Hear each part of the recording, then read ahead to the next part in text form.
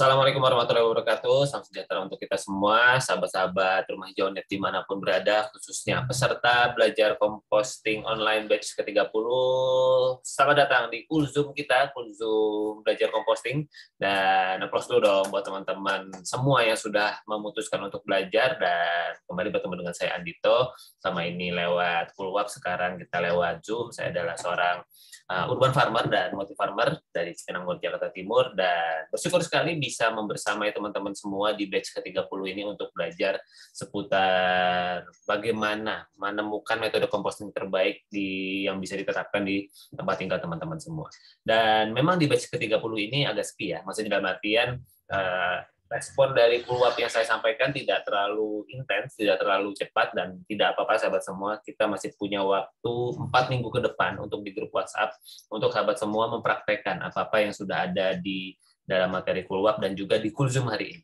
Jadi memang composting, ya sebagaimana juga ilmu-ilmu yang lain, adalah ilmu praktek. Kalau kita tidak mempraktekkan, maka kita tidak bisa mendapatkan feel-nya, tidak bisa mendapatkan hasilnya, tidak bisa mendapatkan tujuan atau purpose gitu ya dari belajar composting ini. Kalau teman-teman tidak mempraktekkan, ya lumayan sih sebetulnya, yang penting sudah belajar kan, nanti kapan-kapan mungkin bisa praktek. Nah, dalam waktu sebulan ini manfaatkan kebersamaan kita untuk teman-teman praktek dan untuk kemudian nanti katakanlah bisa memberikan katakanlah mungkin wawasan atau kemudian apa-apa yang teman-teman lakukan kalau kemudian tidak mudah atau ada kendala dan sebagainya, kita masih bisa berikan feedback di dalam program belajar selama sebulan ke depan ini. Oke, saya langsung share screen saja teman-teman semua mengenai materi di Kulzum kali ini.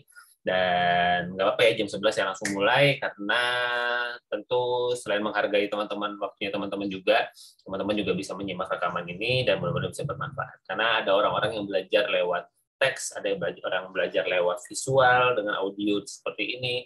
Mudah-mudahan bisa membantu teman-teman semua untuk menemukan metode composting terbaiknya. Oke, kita masuk ke Zoom-nya, yaitu 8 langkah mudah mengubah sampah rumah tangga menjadi pupuk organik. Wah, ini kode 8 langkah, padahal Kulwapnya cuma 7 langkah. Nah, kita akan menemukan langkah yang ke-8-nya ada di video kali ini, di Zoom ini. Jadi pastikan teman-teman menyimaknya sampai selesai. Oke. Dan perkenalkan kembali, saya Andito, saya urban farmer, praktisi digital marketing, konsultan dan edukator gaya hidup sehat, ayah dari 2 anak homeschooling.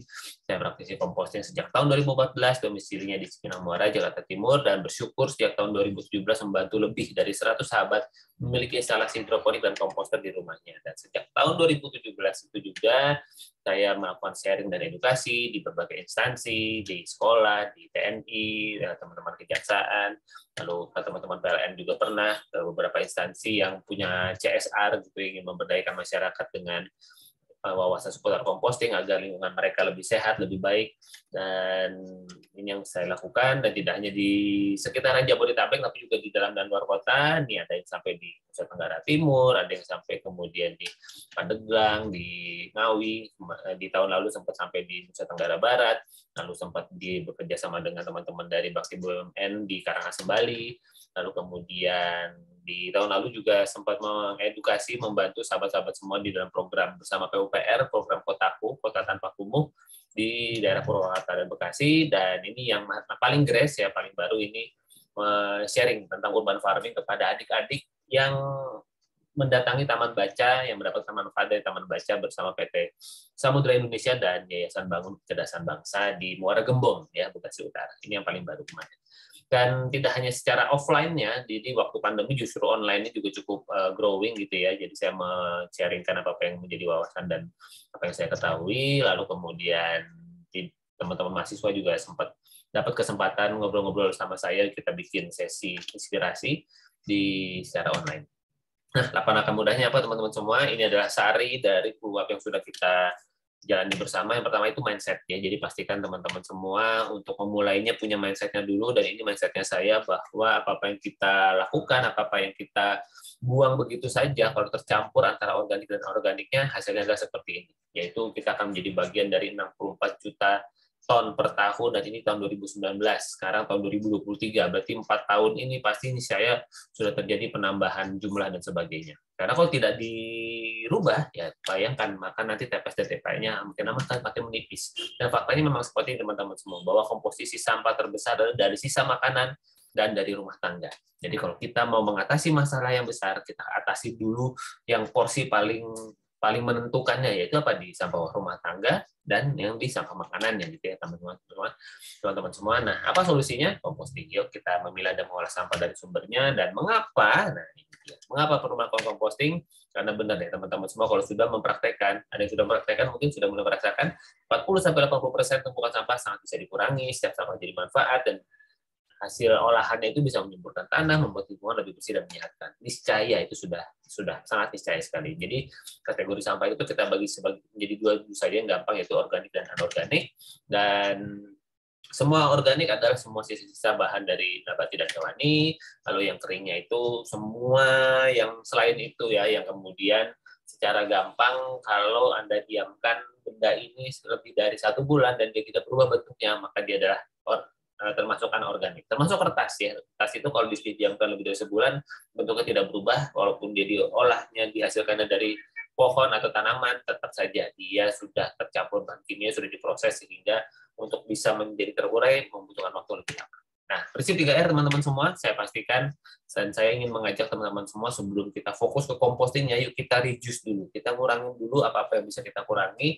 Kita kurangi katakanlah pemakaian plastik, kita kurangi pemakaian segala yang sekali pakai gitu ya. Nah, dengan di program ini, kesempatan ini saya ingin mengajak teman-teman semua, yuk kita mengurangi dengan cara, misalnya kita belanja ke pasar, semua hal yang sifatnya basah, bau, dan kemudian kalau kita pakai plastik yang nggak dipakai lagi, kita usahakan pakai wadah berkali pakai. Jadi fokus di menguranginya. Misalnya kita baru bisa ngurangin 1 lembar per hari, udah lumayan banget ya.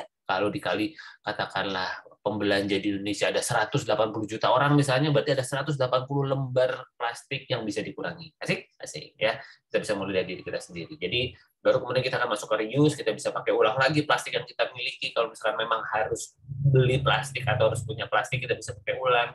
Kalau kita bisa recycle, baru kita bisa daur ulang menjadi benda-benda yang lebih baik.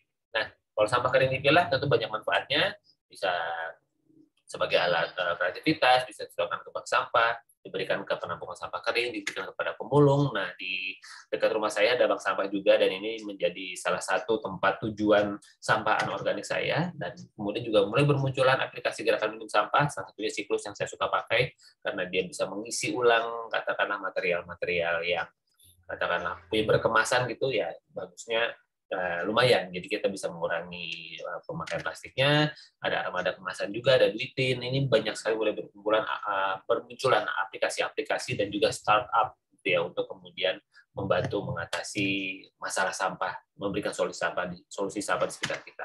Jadi yuk kita mulai memilah sampah kita. Dan langkah kedua ya kita siapkan 2 tempat sampah. Nah, di sini tadi ya, kalau ada teman-teman yang punya setoran tugas, saya tempelin di sini. Karena belum ada, ya sudah, nggak apa-apa, silakan dijalankan. Pastikan tempat sampahnya 2, yang satu tertutup dan bisa dicuci kembali untuk yang organiknya. Oke, sip. Baru kemudian kita tentukan metode compostingnya. Teman-teman juga masih belum menyetorkan, dan saya ingatkan kembali, metode composting yang paling simpel adalah lubang organik, tentu yang rumahnya punya tanah.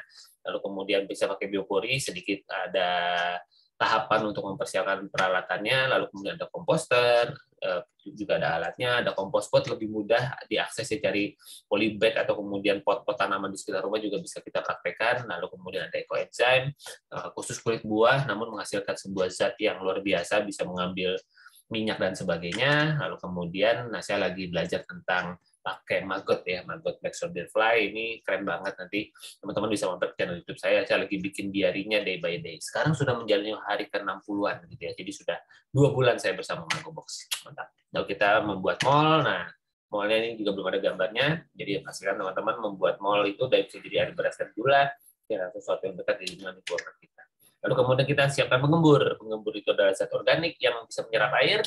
Kita bisa pakai serbuk kayu, abu gosok, dan sebagainya. Nah, teman-teman belum ada yang menyetorkan juga nih, jadi belum ada gambarnya.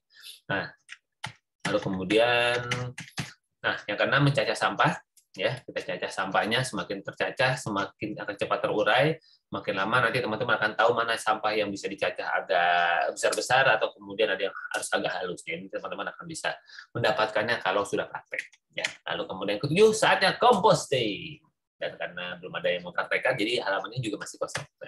Oke, saya cerita sedikit perjalanan saya. Saya berawal dari composting tahun 2014. Ini mentor saya, Mbak Wildayanti, datang ke rumah, yang pakai baju hijau ini datang ke rumah bawa komposternya, dan kemudian saya diajarkan bagaimana cara mengompos, dan asik banget. Sejak hari itu, sahabat semua, per hari ini sampai hari ini saya mencoba untuk terus tidak mengeluarkan sampah organik saya ke depan. Jadi sudah jalan 8 tahun saya nggak buang sampah organik saya ke depan, dan saya praktisi mandiri. Jadi ya udah, saya sendiri aja sambil cari teman-teman melalui kemudian program belajar composting seperti ini. Ya, saya cacah sampahnya, lalu kemudian saya berikan mikroba waktu itu dalam bentuk bubuk, dan sekarang kita bisa pakai air beras dan gula, lalu kemudian pakai penggembur, bisa pakai lampu gosok, atau kemudian satu kayu, lalu kemudian masukkan ke dalam komposter dan bisa dipanen dalam waktu 10-14 hari. Akhirnya saya dapat pupuk cair ya teman-teman semua dari komposter ini, dan kemudian saya juga dapat pupuk padatnya. Nah, lumayan nih, untuk kemudian bisa menyuburkan tanaman di sekitar rumah saya. Lalu kita bisa bikin ekoenzim yang sudah ada takarannya, dan itu bisa kita praktekkan. Dan langkah ke-8-nya ini, sahabat semua, ayo kita ulangi proses kompostingnya dari awal. Mindset lagi, tempat sampah lagi, tentukan metodenya, karena metode bisa jadi berbeda ya dalam setiap situasi. Kadang pakai lubang organik, kadang pakai komposter atau kompospot, sesuai dengan situasi dan kondisi di mana Anda berada. Ya, jadi baru kemudian yang keempat, ya, siapkan molnya, penggemburnya, lalu kemudian cacah sampahnya, dan composting. Gitu ya teman-teman semua. Nah, ini hasilnya, hasil komposnya. Jadi hasil dari komposter itu ada pupuk padatnya, pupuk cairnya saya pakai buat bertanam di tanah sebelah rumah yang sudah dibangun oleh bangunan oleh yang punya. Waktu itu saya sempat bertanam seperti ini, dan kemudian ya bersyukur kita juga tetap bisa menanam walaupun nggak punya lahan, pakai polybag dan sebagainya.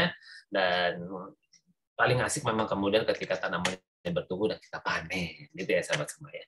Jadi sahabat semua, melakukan composting itu untuk masa depan bumi kita, ya, bukan untuk hidup kita hari ini, karena kita boleh katakanlah koar-koar berbicara ya hal-hal yang hebat luar biasa, tapi kalau kemudian kita tidak memikirkan efek dampak dari apa yang kita perbuat dari sisi persampahannya, nah, sepertinya kita perlu mempertimbangkan ulang. Ini menjadi sebuah hal yang perlu kita pikirkan. Dia tidak hanya dari hal secara ekonomi, tapi secara spiritual pun juga demikian ya, karena kebersihan adalah bagian daripada iman. Kebersihan itu diajarkan di semua agama, dan semua agama mengajarkan kesucian. Maka yuk kita jadikan, alokasikan waktu kita, tidak perlu berjam-jam untuk melakukan proses composting, cukup sebentar saja, apalagi kalau sudah punya metodenya, mungkin 5 menit sampai 15 menit per hari, kita urus sampah organik kita, maka hidup kita niscaya akan jauh lebih bermakna, karena kita telah memberikan yang terbaik untuk bumi tempat tinggal kita. Asik. Oke, ini nomor atau area media sosial bisa teman-teman hubungi saya di sini, dan kemudian silakan kalau ada yang mau ditanyakan, langsung disampaikan saja. Dan karena dan terima kasih ya untuk perhatiannya sampai ujung video ini, dan karena sampai saya selesai presentasi ini belum ada yang bergabung, maka pertanyaannya silakan teman-teman langsung sampaikan saja di grup ya. Jadi mudah-mudahan bisa bermanfaat. Saya mohon maaf sebelumnya kalau ada kekurangan di dalam saya memberikan pelayanan terhadap program belajar ini.